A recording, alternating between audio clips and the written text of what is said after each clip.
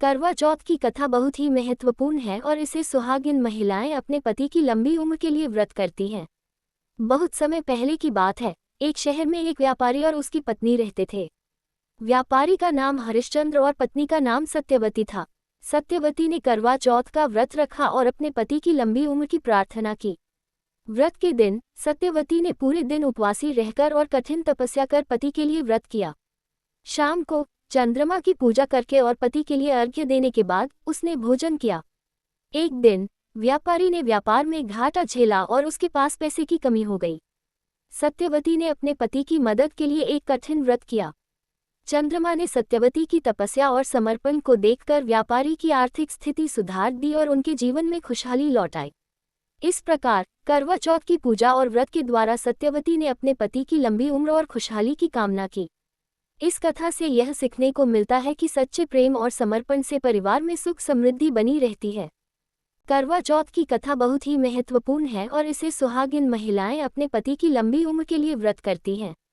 यहाँ पर एक संक्षिप्त कथा प्रस्तुत है। बहुत समय पहले की बात है, एक शहर में एक व्यापारी और उसकी पत्नी रहते थे। व्यापारी का नाम हरिश्चंद्र और पत्नी का नाम सत्यवती था। सत्यवती ने करवा चौथ का व्रत रखा और अपने पति की लंबी उम्र की प्रार्थना की। व्रत के दिन सत्यवती ने पूरे दिन उपवासी रहकर और कठिन तपस्या कर पति के लिए व्रत किया। शाम को चंद्रमा की पूजा करके और पति के लिए अर्घ्य देने के बाद उसने भोजन किया। एक दिन व्यापारी ने व्यापार में घाटा झेला और उसके पास पैसे की कमी हो गई। सत्यवती ने अपने पति की मदद के लिए एक कठिन व्रत किया। चंद्रमा ने सत्यवती की तपस्या और समर्पण को देखकर व्यापारी की आर्थिक स्थिति सुधार दी और उनके जीवन में खुशहाली लौट आई।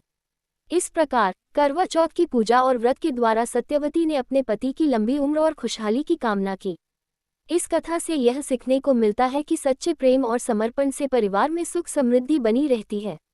करवा चौथ की पूजा विशेष रूप से सुहागिन महिलाओं द्वारा अपने पतियों की लंबी उम्र और समृद्धि की कामना के लिए की जाती है। इस व्रत में कुछ महत्वपूर्ण कदम होते हैं। करवा चौथ के दिन सुबह जल्दी उठकर स्नान करें और सफ़ेद या लाल रंग के कपड़े पहनें। पूजा की सामग्री तैयार करें, जिसमें करवा एक विशेष मिट्टी का बर्तन, पूजा थाली, दीपक, पूजा के लिए विशेष वस्त्र और भोग शामिल हैं। पारंपरिक व्रत: पूरे दिन उपवासी रहें और पानी भी न पिएं। दिन भर उपवास रखें और केवल चंद्रमा की पूजा के बाद ही भोजन करें। पूजा विधि: दिन के अंत में चांद की पूजा के लिए खुले स्थान पर जाएं।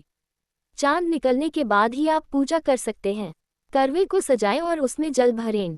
करवे में आटा, चीनी और अन्य पकवान रखें। दीपक जलाएं और ओम नमः शिवाय या अपने पसंदीदा मंत्रों का जाप करें। पति के लिए मंगल कामना करें और उनके स्वास्थ्य और लंबी उम्र के लिए प्रार्थना करें। चंद्रमा को अर्घ्य: चंद्रमा को देखकर पूजा करें और करवे में रखे जल से चंद्रमा को अर्घ्य दें।